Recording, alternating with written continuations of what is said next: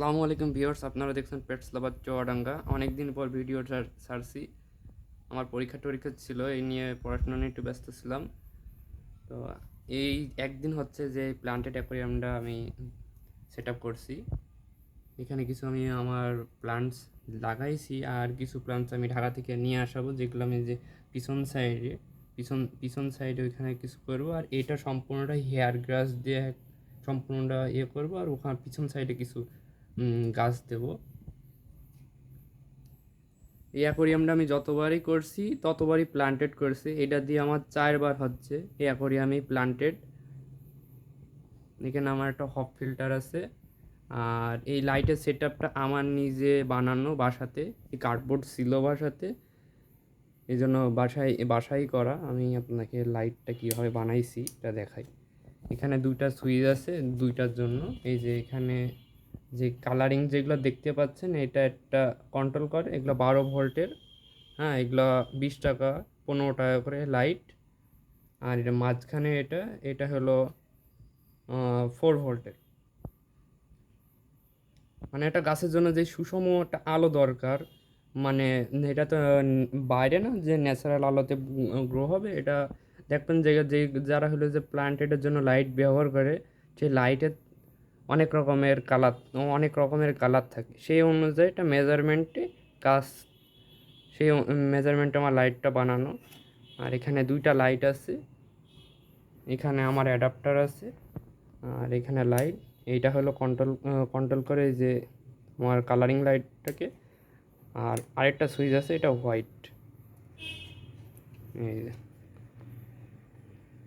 সবগুলা লাইট জ্বালালে একটু হোয়াইট, একদম একদম ফুল হোয়াইট লাগে। আর যদি এমনি হোয়াইট লাইটটা জ্বালাই তাহলে একটু হলুদ হলুদ মতো লাগে।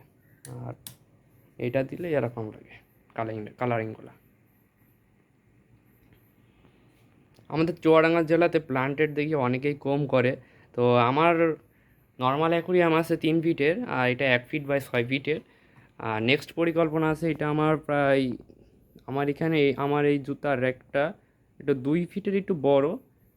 নেক্সট পরিকল্পনা আছে, যদি আমি অ্যাকোরিয়াম বানাই তাহলে একটা সম্পূর্ণটা 2 ফিটের এভাবে করে এখানে একটা সম্পূর্ণ একটা প্লান্টেড অ্যাকোরিয়াম করব।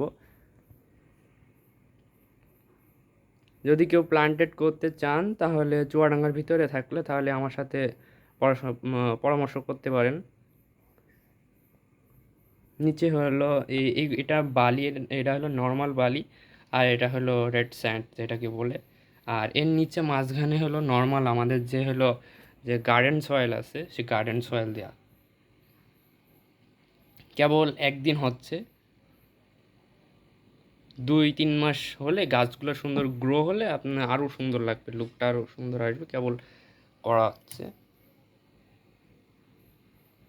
ইনশাল্লাহ নেক্সটে আমি হলো মৌমাছি, আমার বাড়িতে মৌমাছির বক্স নেব, মানে মৌমাছি চাষ করব।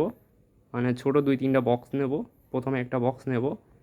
আর আমি এক আঙ্কেলের কাছ থেকে মৌমাছি চাষ পদ্ধতি প্র্যাকটিক্যালি শিখছি, সেখানকার একটা ভিডিও দেবনি, আপনারা দেখেন।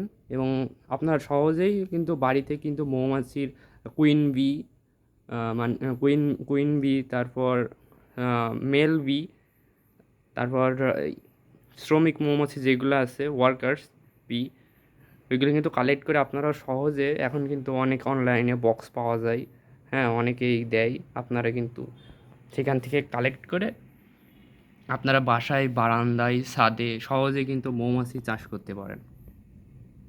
এখানে আমার কয়টা শ্রিম্প আছে। আর দেখি কিছুদিন পর হলো কিছু হলো ডক্টর ফিশ, অ্যালগেটর, আর কিছু প্ল্যান্টেডের মাছ ইনশাল্লাহ নিয়ে এসে এখানে দেবো। সেগুলোর আপডেটও পাবেন। অন্ধকারে আরও সুন্দর লাগে, অন্ধকারে আরও সুন্দর লাগে, অন্ধকারে প্ল্যান্টেড অ্যাকোরিয়াম অনেক সুন্দর লাগে।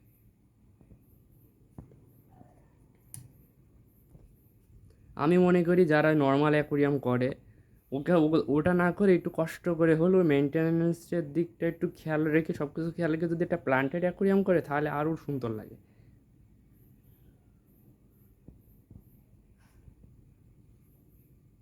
আজ আজ এই পর্যন্তই। নেক্সটে আমি হলো মৌমাছির ভিডিও দেব, কি মৌমাছির চাষ পদ্ধতি সম্পর্কে একটু ডিটেলস দেব।